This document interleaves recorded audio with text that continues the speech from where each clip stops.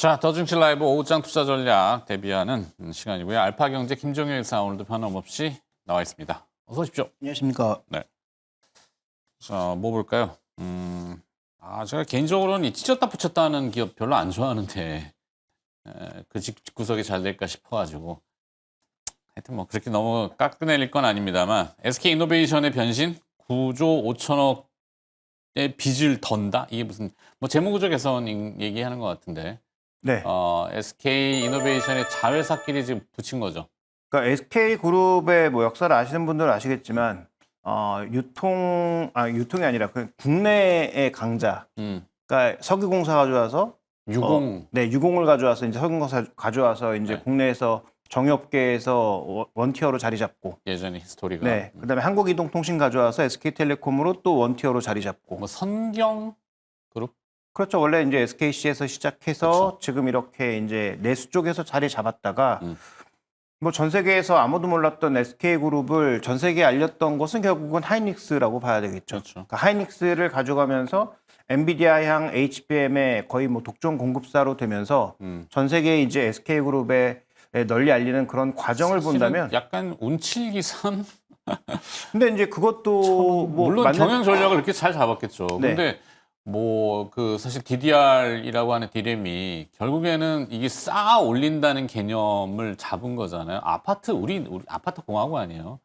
개념을 잘 본 거지, 그죠? 네, 그래서 어쨌든 엔비디아가 협력을 요구했을 때 가장 먼저 협력의 그 틀을 잘 쌓았기 그렇죠. 때문에 그건 네. 뭐 결국 SK하이닉스가 잘한 건데, 그러니까 말씀드리고자 하는 건 그게 아니고 SK그룹의 역사는 안정적으로 가다가 최태원 회장으로 넘어오는 단계에서부터는 공격적인 확장을 통해서 계속 이제 사업 포트폴리오를 넓혀왔는데, 그리고 방향은 비교적 잘 잡아왔다라고 봐야 되는데 지금 두 가지가 삐걱거리고 있는 거죠. 엄청 삐걱거리죠. 네, 일단 제약바이오 쪽에서 삐걱거리고 있는 부분이 바이오 여전히 사이언스. 남아 있고, 네, 그 다음에 지금 이제 말씀드릴 SK온이 계속 삐걱거리고 있는 거죠.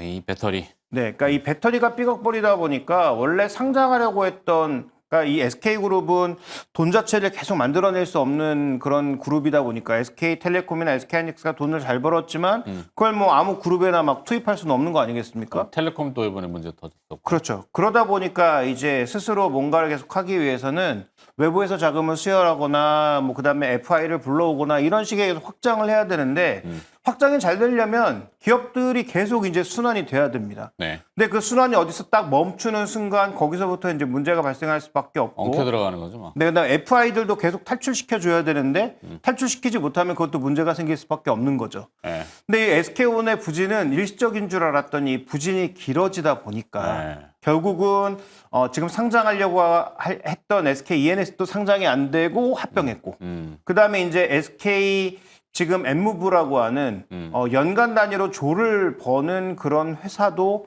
결국은 합칠 수밖에 없는 M무브는 주력이 뭐죠? 윤활기유. 윤활유. 네. 근데 이 윤활기유라는 게 돈이 안 될 것 같지만 우리나라에서 이제 과거 고배당 종목으로 꽤 많이 알려졌던 한국 쉘석유. 쉘석유. 네, 이런 데가 이제 윤활기유만 하는 거잖아요. 저게 나오는군요. SK온이 전기차의 배터리 주력 ESS고 SK M무브가 윤활유.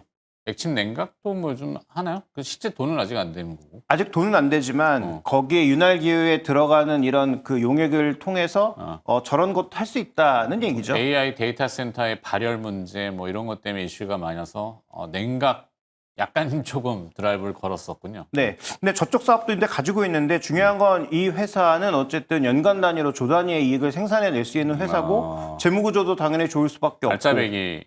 네, 완전히 알짜 회사죠. 네. 그래서 상장했으면 꽤 돈을 받을 수 있는 회사지만 독립상장을 은연중에 추진했었나요? 추진을 계속 하고 있다 안 된 거죠. 결국은 저렇게 합칠 M무브를 네. 저렇게 합칠 수밖에 없는 결정적인 이유는 뭐냐면 2026년도까지 약정이 잡혀 있기 때문입니다. 그러니까 지금 IMM 같은 투자자들이 2026년에 탈출하기로 이미 약속이 돼 있는 상황이니까 네. SK온에 상장을 해야 되거든요.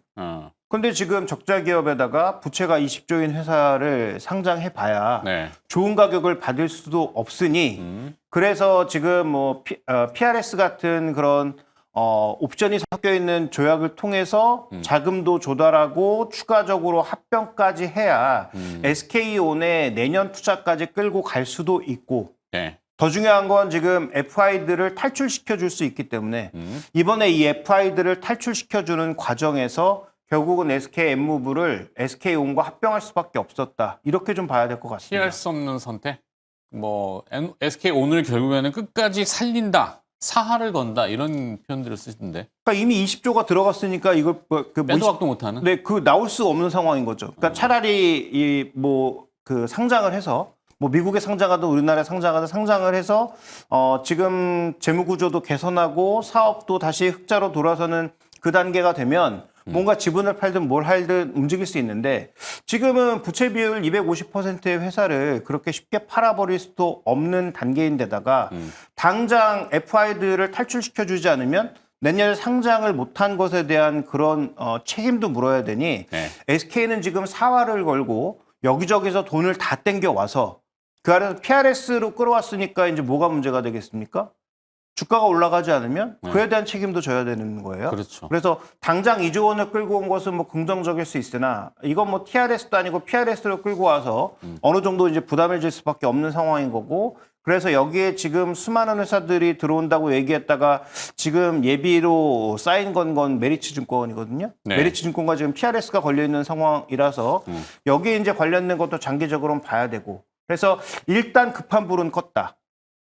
탈출하고자 하는 IMM 포함한 FI들에게 돈을 다 지급한 상황이기 때문에 100% 자회사 형태로 일단 들어가게 됐다는 것은 그나마 다행인데 그럼 여기서부터 이제 관건은 한 해에 거의 5조에서 7조 정도 들어가는 캐펙스를 계속 감당하면서 과연 이익을 낼 수 있을 정도의 퍼포먼스를 SK온이 보여줄 것인가 이게 이제 문제인 거죠. 본업.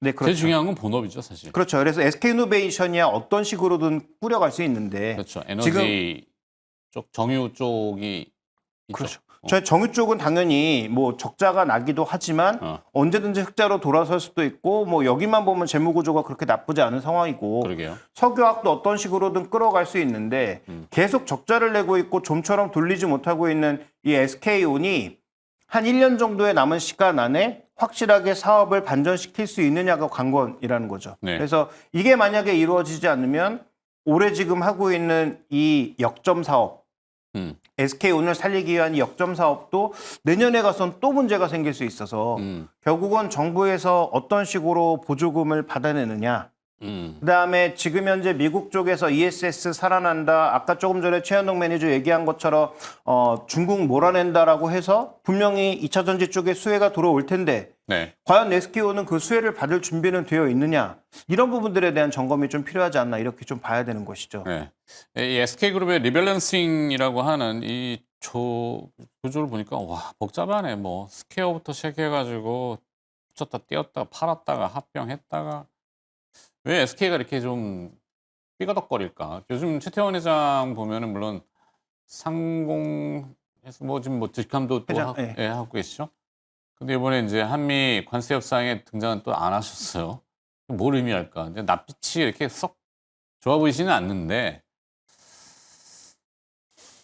그래서 근데 SK그룹이 결국은 이렇게 사업을 추진하는 데 있어서는 방향은 제가 보기엔 잘 잡고 있다. 그게 뭐 스펙스 회의를 통해서든 아니면 그게 뭐 회장 개인의 역량이든 아니면 뭐 회장 가신그룹의 영향이든 어쨌든 바이오라든지 2차 전지라든지 사업의 방향은 항상 잘 잡고 있죠. 시류를 좀 캐치한 건 뭐 그렇죠. 네. 근데 중요한 건 이 기업이 아주 탄탄한 재무 구조 위에서 무언가 사업의 방향을 쉬프트하는 게 아니기 때문에 그렇죠. 항상 외부의 자금을 빌리거나 M&A를 통하거나 이런 것들이 계속 반복되는 거죠. 네. 근데 이제 M&A를 했을 때 정확하게 쉬프트를 해서 꾸준하게 이익이 나면 다음 산업으로의 확장도 되고 계속 옮겨 탈 수 있는데 문제는 그게 한 번만 이렇게 중간에 삐그덕거리면 이런 식의 문제가 앞으로도 발생할 가능성이 도미노처럼 있다라는 연쇄적인 반응을 거죠. 그래서 최근에 SK그룹 사람들 만나보면 굉장히 힘들다는 얘기를 입에 달고 삽니다. 그렇죠. 표현하기는 어렵지만 벙어리 냉가슴 앓듯이 뭐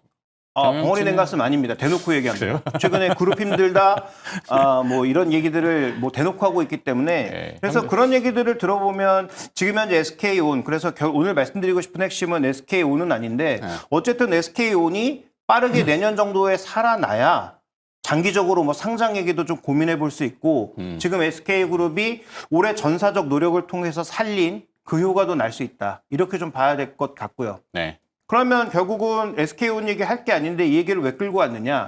결국 이 얘기가 아까 뭐 제가 이번 달 들어서 벌써 한 3번째, 4번째 얘기하고 있는 2차 전지 사업과 다 연관이 돼 있다는 거죠. 네. 그 왜 살리려고 할까를 가장 근본적으로 살펴봤을 때는 아까 말씀드렸던 그 부분.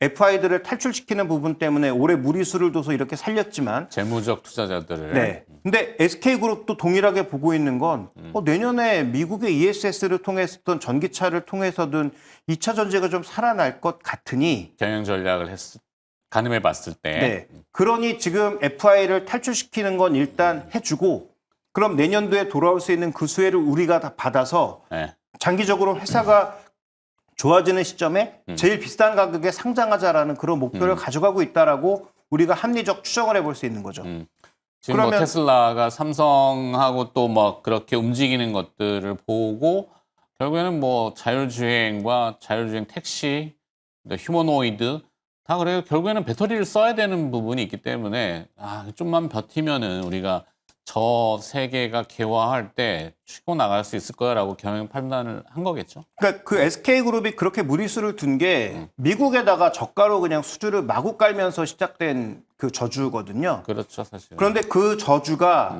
중국을 밀어내서 그럼 남아있는 그 땅의 빈자리와 남아있는 시설의 빈자리를 채우면 되는 거 아닌가라는 네. 생각을 할 수 있는 거죠. 그래서 가장 이제 재무구조가 악화됐던 SK온이 네. 가장 먼저 투자를 멈췄습니다.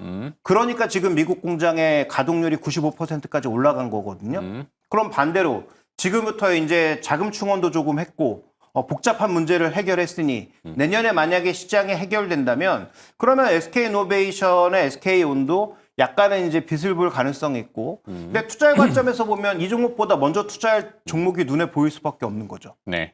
왜냐하면 부채 비율이 100%도 안 되는 LG 에너지 솔루션 동일하게 같이 투자하면서 둘 다 같이 망했었거든요. 네. 그런데 어쨌든 지금 재무구조상 투자이력이 있는 LG엔솔 같은 경우가 최근에 주가가 그렇게 급하게 올라오는 이유가 무엇일까? 테슬라 6주 때문일까? 물론 그것 때문이기도 하지만 본질적으로는 미국에서 중국을 몰아내는 과정에서 LFP 쪽도 수혜를 받는다면 가장 먼저 수혜를 받을 수 있는 기업은 LG엔솔이다라는 점이 부각되고 있는 것이고요.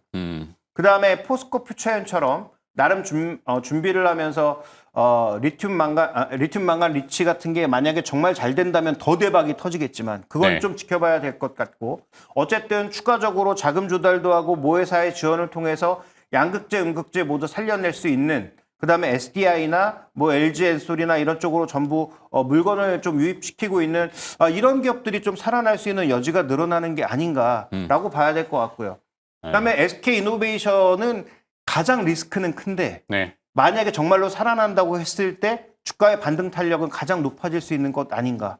그래서 자신의 성향상 네. 나 안정적인 걸 원해 네. 라고 하면 LG엔솔로 가는 거고 나는 위험도 조금 작고 중수익 정도가 좋을 것 같아 라고 생각하시면 가장 재무구조가 안정적인 삼성 SDI를 선택하시면 되고 네. 나는 망해도 좋아 그런데 고수익을 원해 라고 하시면 SK이노베이션을 선택할 수 있는 그런 선택지가 우리나라 셀 기업들에 생기고 있는 거 아닌가. 네. 그래서 각자 성향에 맞춰 가시면 되겠다. 그렇군요. 근데 사실 이게 SK그룹을 거슬러 올라가면 SK 하이닉스로도 연결이 되기 때문에 저는 좀 부정적이거든요. 끝내렵니다. 시간이 다 됐대. 더 가고 싶은데 그건 내일 오늘 무슨 요일이죠? 목요일이죠. 네, 목요일입니다. 내일 추가 2탄으로 금요일이니까 궁금한 게 많아요. SK 하이닉스 궁금하신 분들이 많으실 거예요. 그거 네. 한번 준비해 보시면. 알겠습니다. 네. 자, 오부장 투자 전략이었고요. 알파경제 김종효 이사와 함께했습니다. 고맙습니다.